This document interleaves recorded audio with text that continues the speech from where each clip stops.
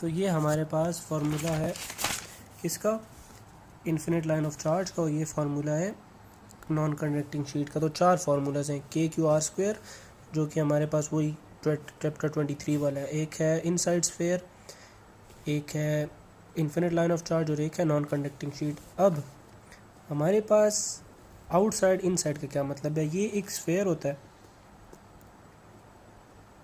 ठीक है।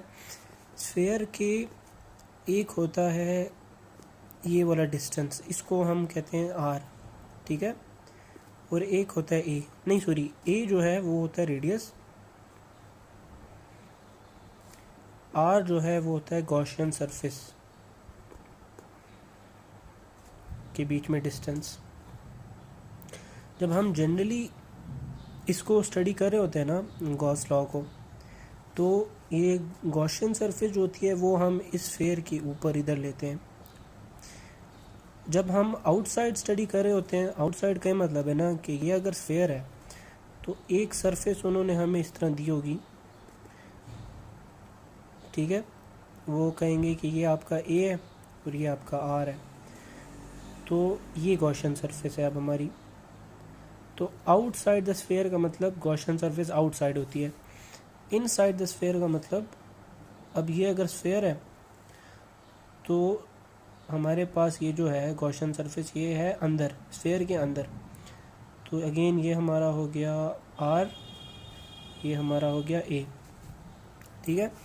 ये देखो R फ्लक्चुएट कर रहा है, पहले R आउटसाइड था, अब R इनसाइड आ गया। और इस केस में A is equal to R, A और R दोनों सेम है। तो अगर तो A जो कि हमारा है रेडियस, स्फीयर का रेडियस अपना, और सेंटर और गॉसियन सरफेस के बीच में डिस्टेंस वो इक्वल है, तो इस केस में हम इलेक्ट्रिक फील्ड का फार्मूला यूज़ करेंगे KQ_R²। इस बात को भी मैं एक्सप्लेन करता हूँ।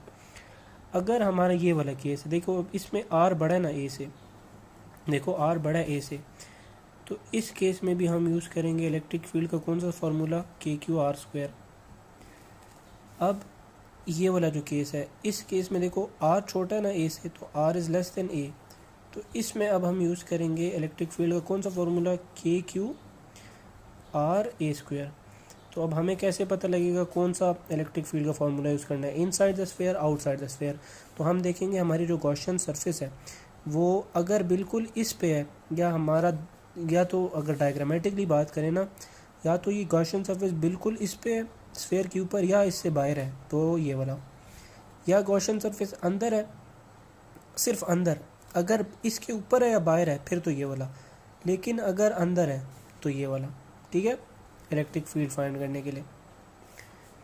तो एप्लीकेशंस में हमारे पास 4 ही केसेस होते हैं, outside, inside, infinite line of charge, non conducting sheet. हमें देखना होता है अब इन चारों में से कौन सा केस है, बस उस लिहाज से हमें फार्मूला यूज़ करना होता है, ठीक है भैया। अब इस बात का क्या मतलब, A और R मैं क्यों बार बार कह रहा हूँ, A और R मैं इसलिए कह रहा हूँ ना, क्वेश्चन में हमें 2 वैल्यूज़ दी होती हैं A और R की।